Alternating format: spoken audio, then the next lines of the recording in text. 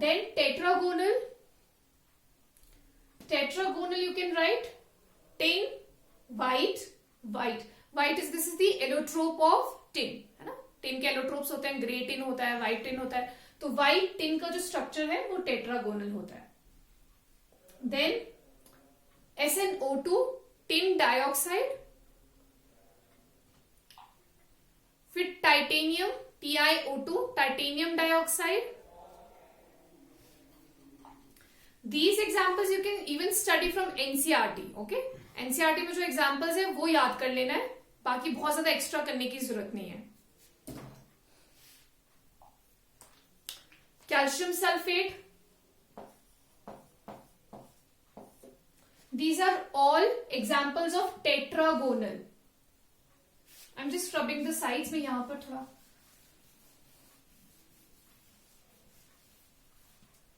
I'm just repeating the examples here.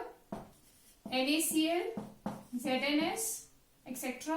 Tetragonal, tin white,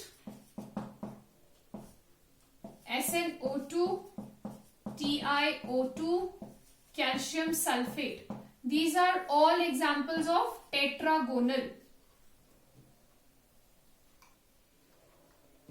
orthorhombic.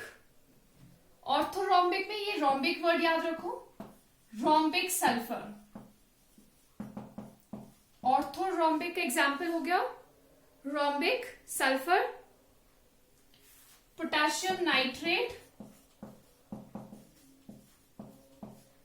And barium sulphate.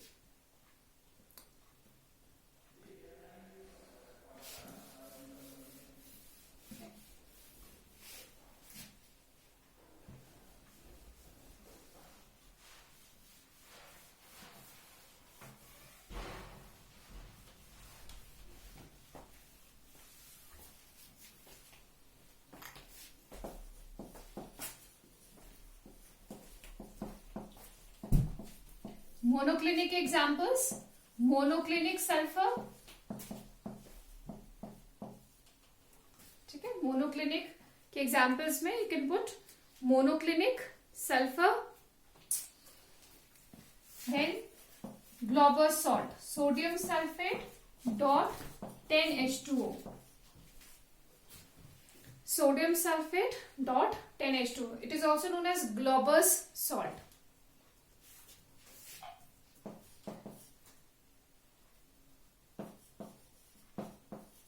Triclinic, जो कि सबसे ज्यादा distorted geometry होती है, इसके एग्जांपल्स में आ जाता है boric acid, potassium dichromate K2Cr2O7,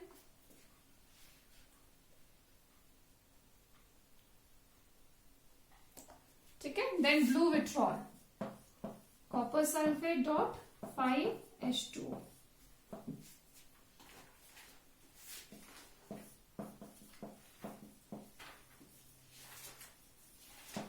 Hexagonal, one of the common examples is graphite,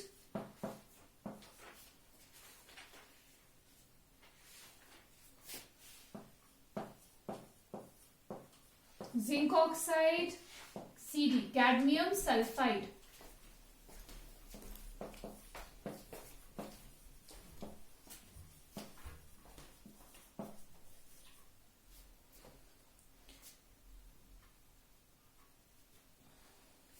rhombohedral का दूसरा नाम होता है एक trigonal. Rhombohedral is also called as trigonal. और इसके एग्जाम्पल्स आ जाते हैं cinnabar. Cinnabar is an ore of mercury, mercury sulfide, and calcite.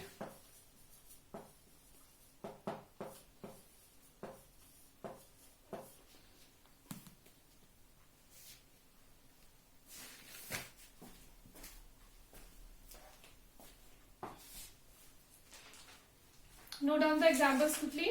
These are all NCERT examples. अगर कोई confusion हो, can refer to NCERT for the examples. ठीक है. Cubic and hexagonal we'll be doing in detail. For the rest, you just have to learn up the examples. और इनका जो side lengths और angles है वो थोड़ा सा ध्यान रखना है ना. बहुत ज्यादा questions नहीं आते यहाँ से, but this is like basic classification, तो ये ध्यान रखना है। साइड लाइन्स क्या है, एंगल्स क्या है, वो सब याद रखो।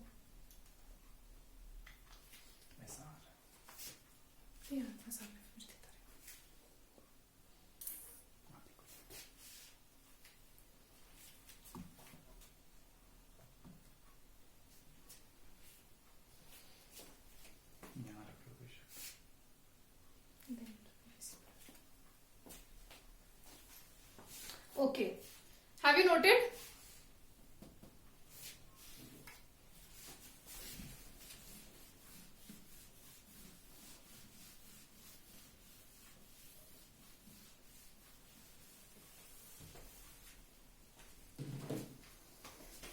Now write on the next heading, number of atoms present per unit cell. Number of atoms present per unit cell. ठीक है, अब number of atoms present per unit cell का मतलब क्या है basically? Like suppose I have this unit cell.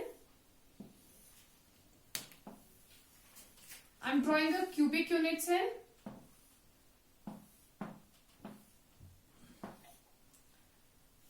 अब हमने क्या पढ़ा? हमने पढ़ा कि जो क्यूबिक यूनिट सेल है, it is of 3 types. Simple cubic, as per Bravais concept, it is of 3 types. उसमें क्यूबिक में सिंपल हो सकता है, फेस सेंटर्ड क्यूबिक हो सकता है, या फिर बॉडी सेंटर्ड क्यूबिक हो सकता है। तो शॉर्ट में we can write BCC, FCC, simple cubic के लिए एससी।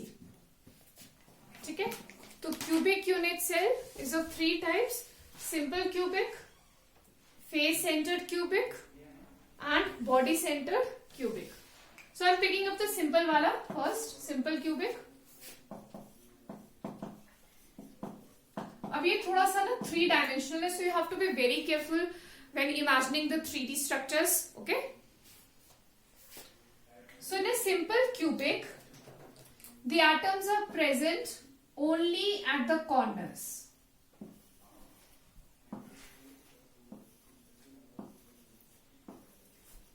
अभी मैं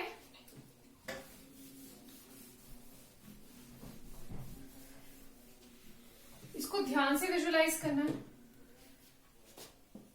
लेकिन देखो क्या है, एटम्स देखना है कि कितना एटम्स है यहाँ पर कॉर्नर्स पे, 8 एटम्स है, लेकिन उनका कितना पोर्शन इस यूनिट सेल में आ रहा है, that is what we have to सी।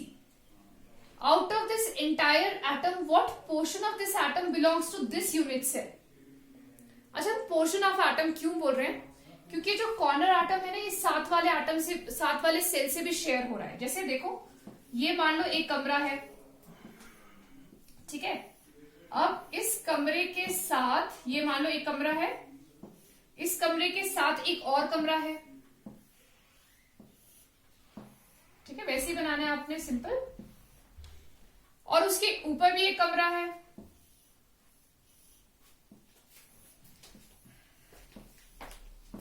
ठीक है। अब इसे कमरे मैंने बनाया, अब जो मेरे पास एक एटम यहां पर है, ठीक है, कितने कमरों में वो कॉमन है? See, if I'm talking about this atom here, it belongs to this room also, it belongs to this room also. नीचे वाला जो कमरा है उसमें भी, ऊपर वाला जो कमरा है उसमें भी, isn't it? अब इमेजिन करो, जैसे आपका एक रूम है, उसमें कॉर्नर में कुछ है, ठीक है, और उसके सारे तरफ कमरे ही कमरे हैं। तो ये जो कमरा है, सॉरी, ये जो एटम है यहाँ पर, this is a corner atom, this corner atom belongs to this unit cell also, जो नीचे बना है ये वाला यूनिट सेल। फिर अगर हम इधर देखें तो इस वाले यूनिट सेल में भी ये प्रेजेंट है, फिर ऊपर वाला जो यूनिट सेल है इधर भी ये प्रेजेंट है, और अगर हम सिर्फ इस यूनिट सेल को देखें तो इसमें भी ये प्रेजेंट है। तो ये जो कॉर्नर एटम है, ये सिर्फ एक यूनिट सेल में प्रेजेंट नहीं है, ये बहुत सारे यूनिट सेल्स में शेयर हो रहा है। अब ये कितने यूनिट सेल्स में शेयर हो रहा है, गैस करो। 8, क्योंकि 4 कमरे सामने हैं और 4 उसके पीछे होंगे, राइट। मैंने अभी सामने वाले रूम्स बनाए 1 2 3 4, जैसे सामने की तरफ है ऐसा ही पीछे की तरफ 4 कमरे होंगे। देखने इसमें क्या है, अच्छा इसमें है। So this is being shared by 8 unit cells. तो जैसे एक रोटी है मान लो, उस रोटी के 8 टुकड़े कर लो, ये कितने हो गए 4, ये हो गए 8। तो ये वाला जो पोर्शन है, this portion, this is out of the 8 parts, this will be called as 1/8। ठीक है, एक रोटी के हमने क्या किया 8 टुकड़े किए, तो ये कितना टुकड़ा हुआ 1/8 out of that 8 parts. This represents 1 part out of 8, so this is like 1/8 part. तो वैसे ही ये जो एटम है कॉर्नर में, all the corner atoms they are being shared by 8 unit cells. ठीक है, तो उसका ये कौन सा पोर्शन है 1/8। तो अगर मैं सारे 1/8 पोर्शन को कंबाइन करूं तो कितना बन जाएगा, टोटल एक एटम बन जाएगा। ये 1/8 सारे इकट्ठे किए, 1/8 इंटू 8 पार्ट्स है, तो 1/8 इंटू 8 कितना हो जाएगा, this will be equal to entire 1 atom. So I draw the structure again, this one है ना, एक बार मैं वापस बताती हूँ, पहले आप ये देखो, नंबर ऑफ एटम्स। एक वॉइस नहीं आ रही, बोल रहे हैं।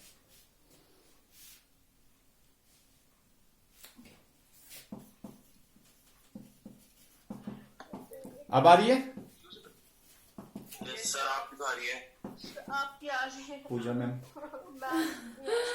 जोर से बोलती हूँ थोड़ा। नहीं वहाँ ज्वाइन ऑडियो से हट गया था, पता नहीं कैसे हट गया था। अच्छा अब आ रही है? Yes ma'am. सर सब कट गया, नाम जो आपका आया था हमें कुछ नहीं लगा पता।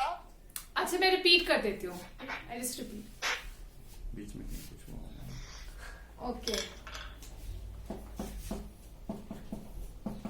Let me draw the structure again, I explain it again. देखो क्या करना है ना, कैसे बनाना है स्ट्रक्चर। पहले एक बड़ा सा, आवाज आ रही है? Yes ma'am, yes ma'am. Okay,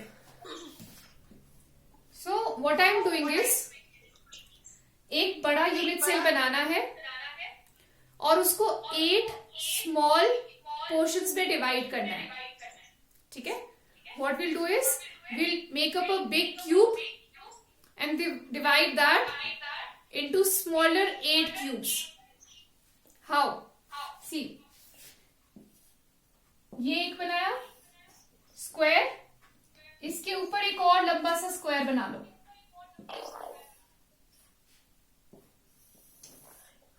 ठीक है, फिर कनेक्ट करो कॉर्नर्स को, ये बन गया बड़ा वाला single cube. Now I draw planes of symmetry. What is a plane of symmetry? That divides the structure into exactly 2 equal halves.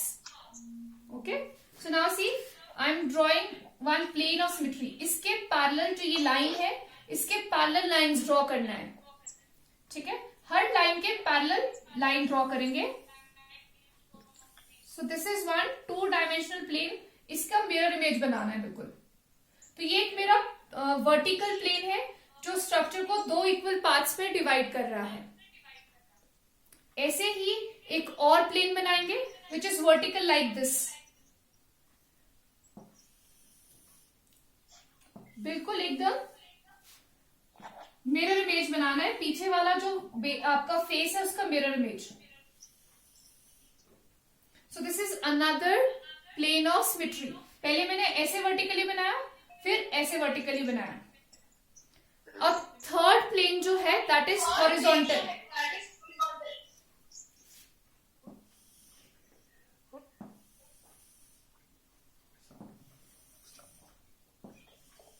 जो नीचे वाला फेस है उसके पैरेलल बनाओ।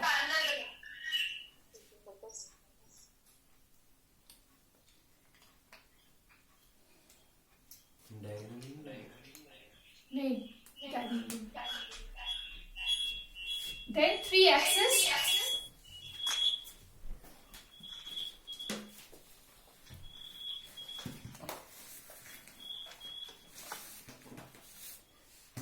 axis of symmetry passing through the center.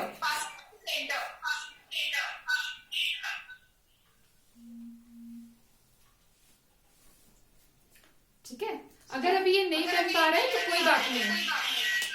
बंद करना, बहुत शोर हो रहा है. अब इसको बंद करो जी, यहाँ पास में चल रहा है, उसकी वजह से हो रहा है. अब ठीक है, म्यूट कर दिया मैंने.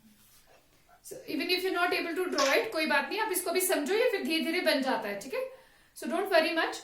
पहले एक बार बड़ा क्यूब बनाना है, फिर 3 vertical planes, 1 like this, 1 horizontal, 2 vertical, 1 like this, and 1 horizontal. Okay, and then 3 lines connecting the opposite face center points.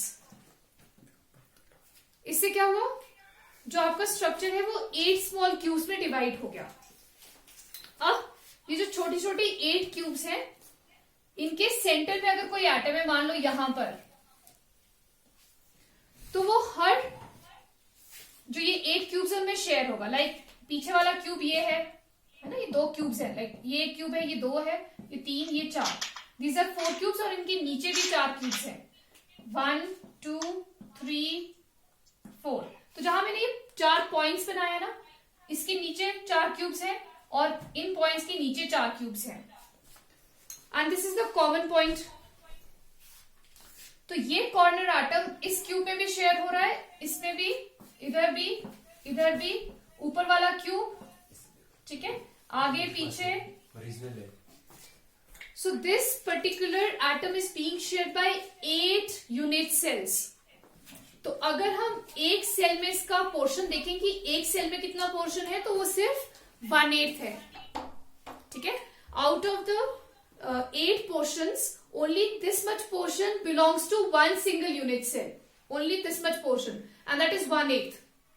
अगर इस एटम का 1/8 पोर्शन इस सेल के अंदर है, तो बाकी कॉर्नर एटम्स में भी सेम सिचुएशन है. उन सब का भी 1/8 पोर्शन इस सेल में है. सब एटम्स का सिर्फ 1/8 पोर्शन इस यूनिट सेल में प्रेजेंट है. तो हम डायरेक्टली कर सकते हैं कि इस एटम का 1/8 पोर्शन है, बाकी सब का भी 1/8 है, तो we can simply multiply with the number of atoms.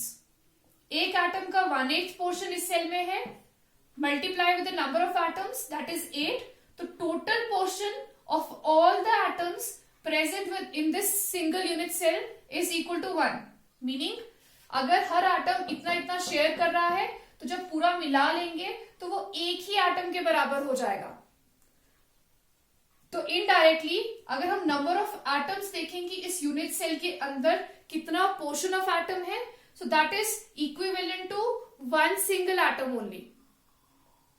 तो हम इनडायरेक्टली बोल सकते हैं कि भाई एक ही एटम टोटल प्रेजेंट है इस सिंपल यूनिट सेल में. Is this clear?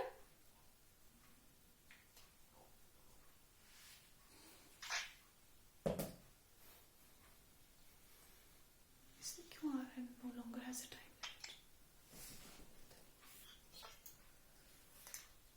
Is this clear? Yes, ma'am. ठीक है, ओके. अभी ये थोड़ा सा बनाने में ना मुश्किल लगता है स्टार्टिंग में, the bigger cube dividing into smaller cubes, है ना. So you can practice it. बस आपने क्या करना है, जैसे ये एक प्लेन है, इसका मिरर इमेज बनाना है. सामने वाला जो प्लेन है उसका एक मिरर इमेज बनाना है. बॉटम वाला जो प्लेन है उसका एक मिरर इमेज बनाना है. और फिर फेस सेंटर पॉइंट्स को कनेक्ट करना है 3 लाइन से. फिर जाकर एक ऐसा क्यूबिक यूनिट सेल बनेगा जिसमें छोटे छोटे 8 क्यूब्स बन पाएंगे. ठीक है, तो फर्स्ट गो में कई बार ये नहीं बन पाते, सो डोंट वरी. नहीं बन रहा है कोई बात नहीं, बार बार प्रैक्टिस करो, you will be able to make this. But for the time being you have to understand this कि ये जो कॉर्नर एटम्स है ये पूरे के पूरे यूनिट सेल के अंदर नहीं होते, they are shared in other unit cells also.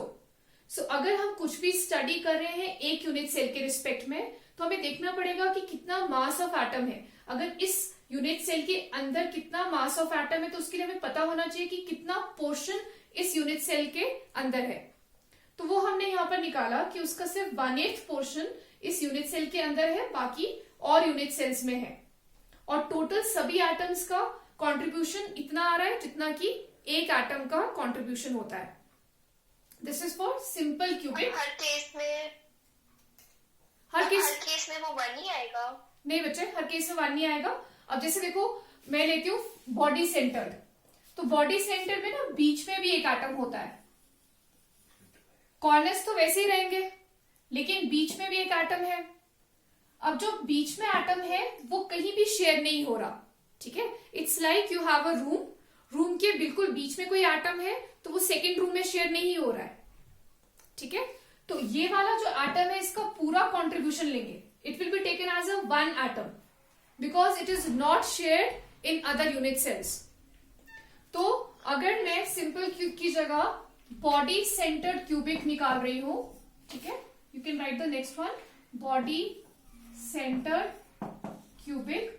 तो बॉडी सेंटर्ड के लिए क्या हो जाएगा, कॉर्नर एटम्स का कंट्रीब्यूशन हो जाएगा सेम 1/8, ठीक है। कॉर्नर्स का सेम ही रहेगा, कॉर्नर्स इसी तरह से 8 यूनिट सेल में शेयर हो रहे हैं तो उनका कंट्रीब्यूशन यही रहेगा।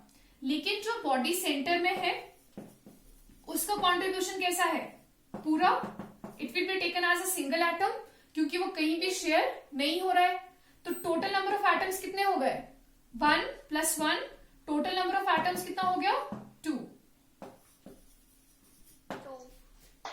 समझ आ गया ये, ठीक है। So corner atoms have the same situation even in body centered cubic.